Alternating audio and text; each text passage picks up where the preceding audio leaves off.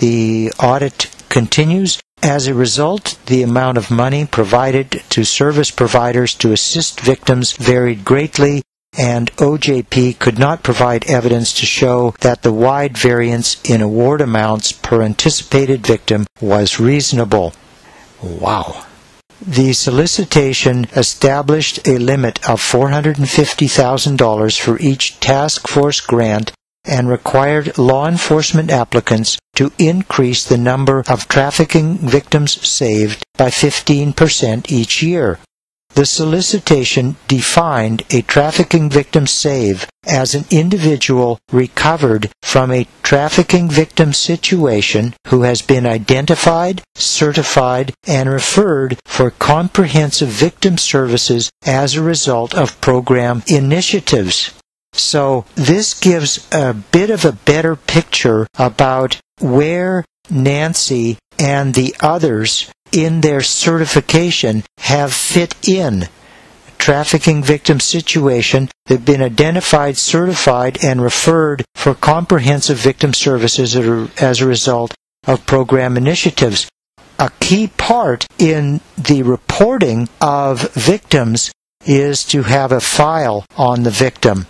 And that's a file which contains all the personal contact information and, of course, the details which would be passed on to the task force. So a complete debrief that would go to law enforcement.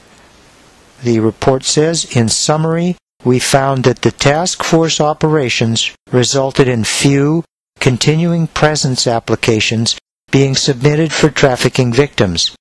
In addition, the majority of the task forces were not meeting the BJA's requirement to increase trafficking victim saves by 15% annually. This concept of continuing presence applications have to do with these victims' continuing presence needed for testimony against the criminals who have trafficked them, who were enslaving them. Hence, law enforcement, the task forces, have to apply so that these people who otherwise could be deported or otherwise could be, shipped somewhere else in the country, get to stay in order to testify. That's the purpose, as I understand it, of continuing presence applications. The report continues about the accuracy of performance data. The Trafficking Victims Protection Act also required that the Attorney General submit annual reports to Congress, beginning in May 2004, regarding the government's actions to combat human trafficking.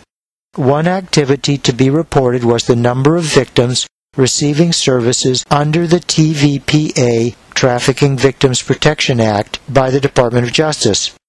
We analyzed the 4 annual reports to Congress submitted from fiscal years 2004 through 2007 and found that the number of victims reported as served was inaccurate in all 4 reports. Overall, for the 7 service providers we tested, the department overstated the number of victims served from calendar years 2003 through 2006 by 57%.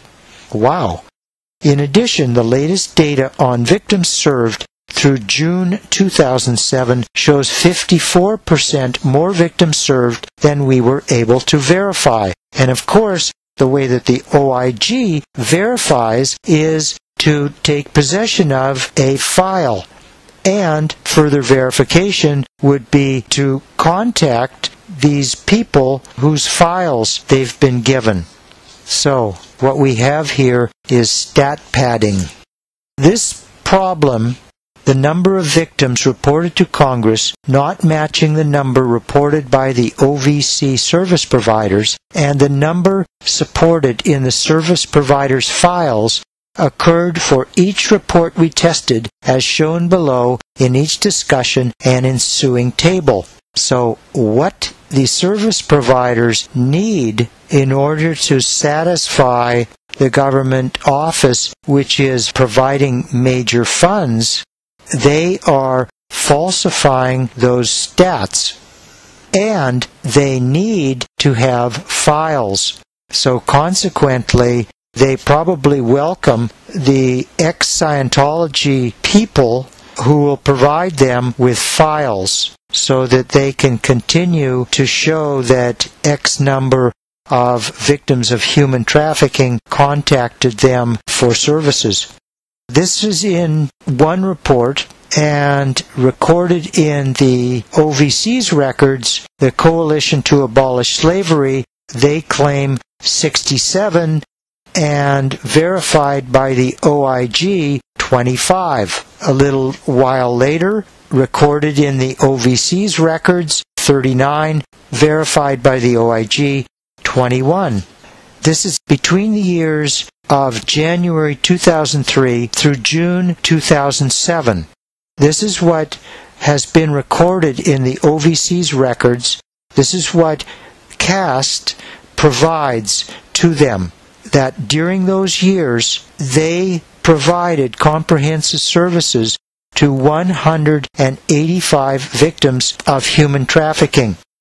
The OIG verified 123 victims of human trafficking, and there's a footnote beside that, and the footnote reads, of the 123 victims that we counted as verified, 41 were actually victims reported as served by a predecessor grantee, Little Tokyo, that works closely with the coalition, CAST.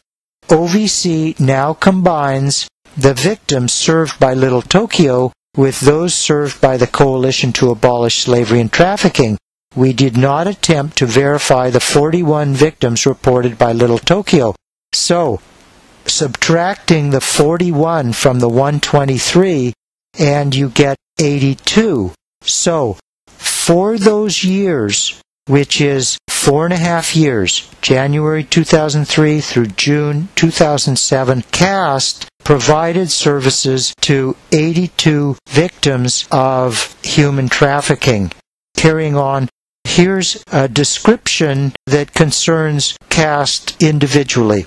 According to the OVC data, CAST had assisted 185 potential trafficking victims as of June 30, 2007. But we could verify that only 123 victims had been served. The overstatement of 62 victims is explained as follows. CAST reported 53 victims who had been reported on previous progress reports. CAST did not maintain any documentation to support 5 victims reported. CAST reported 2 victims who had been certified by HHS before coming to CAST. CAST was only authorized to serve pre-certified victims under the OVC grant without specific authorization from the OVC to do otherwise, which CAST did not get. After victims are certified, funding for continued services should come from HHS. CAST reported 3 victims who were dependents of certified victims and should not have been reported as trafficking victims.